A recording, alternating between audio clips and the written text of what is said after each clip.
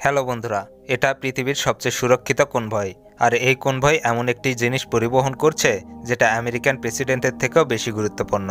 কারণ এই কনভয়ে পরিবহন করা হচ্ছে নিউক্লিয়ার অস্ত্র। এমন এক অস্ত্র যদি সেটি ভুল কারো হাতে পড়ে যায় তাহলে ক্ষয়ক্ষতি শুধু একটি দেশের নয়, বরং পুরো মানব জাতির উপর হবে। আর সেই কারণে এর সিকিউরিটিতে বিন্দু পরিমাণ গাফিলতি করা হয় না।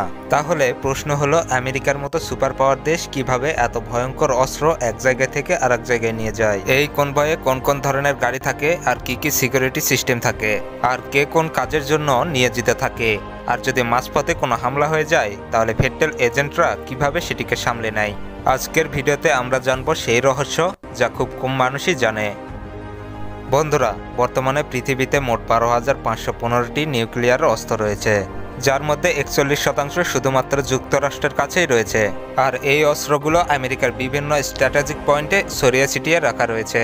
যেসব অস্ত্র অ্যাক্টিভ অবস্থায় আছে সেগুলো ইউএস এয়ারফোর্স, মিলিটারি এবং নেভির সাবমেরিনেই রয়েছে।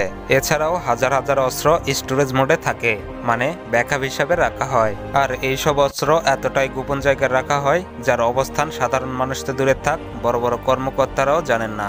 কিন্তু প্রশ্ন হলো, এই অস্ত্রগুলোকে ছড়িয়ে ছিটিয়ে রাখার কারণ কি? পারমাণবিক অস্ত্রগুলোকে সর্বদাই দেশের বিভিন্ন অঞ্চলে ছড়িয়ে ছিটিয়ে গোপনে রাখা হয়। আর এই তথ্য এতটাই সেন্সিটিভ যে সরকার এটাকে একেবারে গোপনে রাখে। এর মূল উদ্দেশ্য, শত্রুপক্ষ কোনোভাবে যদি এতে আক্রমণ করে তাহলে সব অস্ত্র যেন একসাথে ধ্বংস না হয়ে যায়। এছাড়াও বিভিন্ন জায়গায় ছড়িয়ে ছিটিয়ে রাখার আরেকটি বড় সুবিধা হলো, শত্রুপক্ষ যদি কোনোভাবে এই অস্ত্রগুলোর উপর আক্রমণ করে তবুও সব পারমাণবিক অস্ত্রগুলোকে একসাথে ধ্বংস করতে পারবে না। এর ফলে দেশের কাছে কিছু না কিছু অস্ত্র আত্মরক্ষার জন্য সংরক্ষিত থেকেই যাবে।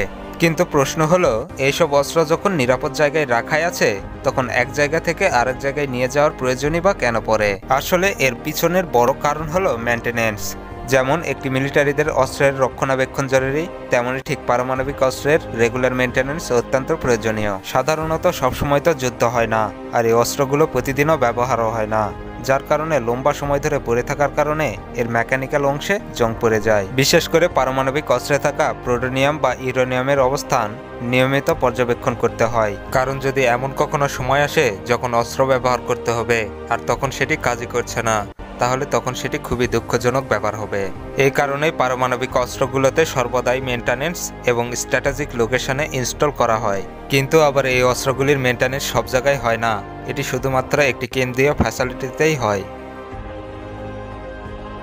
প্রিয় বন্ধুরা, ভিডিওটি ভালো লাগলে অবশ্যই একটি লাইক দিন, বন্ধুদের সাথে শেয়ার করুন, আর কমেন্টের মাধ্যমে জানিয়ে দিন আপনার মূল্যবান মতামত। দেখা হচ্ছে পরবর্তীতে নতুন কোনো ভিডিওতে। সবাই সুস্থ থাকুন, ভালো থাকুন, আল্লাহ হাফেজ।